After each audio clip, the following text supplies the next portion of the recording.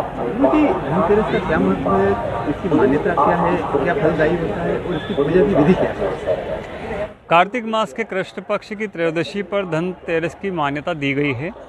ऐसा कहा जाता है कि व्यावहारिक दृष्टिकोण से, परंपरागत दृष्टिकोण से और वैदिक दृष्टिकोण से इसकी अलग अलग प्रकार से विधियाँ प्रचलित होती हैं। हम ये कह सकते हैं कि धनतेरस में यदि हम वेद की बात करें तो वेद ये कहते हैं कि जो शरीर है, जो स्वास्थ्य है, वही धन है। और कार्तिक की कृष्ण पक्ष की जो त्रयोदशी है, यह स्वास्थ्य को साधने का एक विशेष आयाम प्रदान करती है।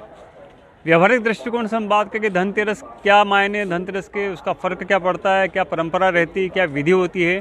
तो व्यावहारिक दृष्टिकोण से लोक परंपरा में धनतेरस पर खरीदारी का एक मुहूर्त बताया जाता है।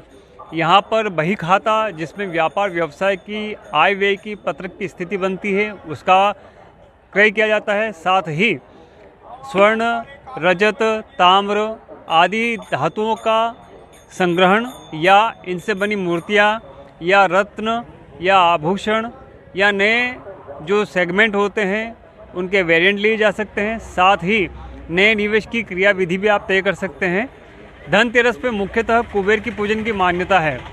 कुबेर देवता अर्थात धन को देने वाले देवता बताए जाते हैं।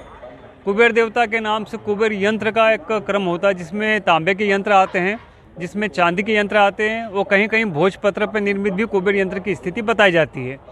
कुबेर की सिद्धि के लिए गोधूली बेला अर्थात धनतेरस शुक्रवार को 10 नवंबर को गोधूली बेला शाम को 5:50 का जो समय होता है, उस समय पर कुबेर का पूजन करें।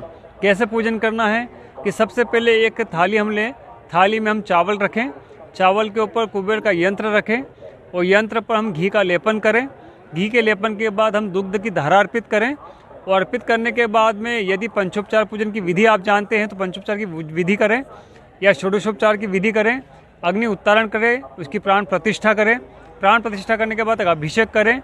अभिषेक माता लक्ष्मी के क्रम से भी किया जा सकता है, क्योंकि कुबेर को माता लक्ष्मी का मानस पुत्र कहा गया है।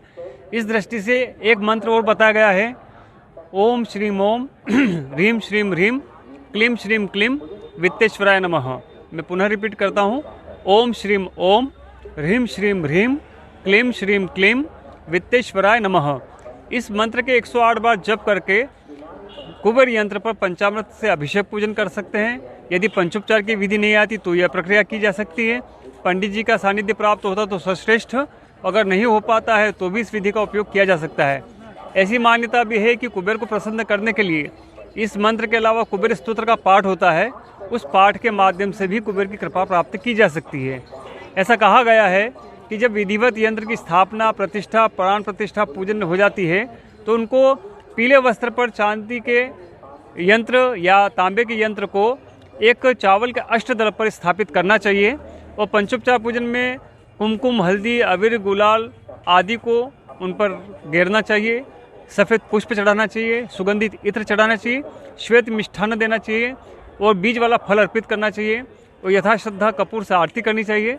यह करने से कुबेर की कृपा प्राप्त होती है। साथ ही कर्मठ रहने का संकल्प भी इसी दिन हमको करना चाहिए। ऐसे मान्यता है कि जो व्यक्ति या जो जातक या जो परिवारक यहाँ पर कुबेर की पूजन करते हैं त्रयोदशी से दीपावली पर्यंत, तो माता लक्ष्मी की कृपा उनके यहाँ होती है।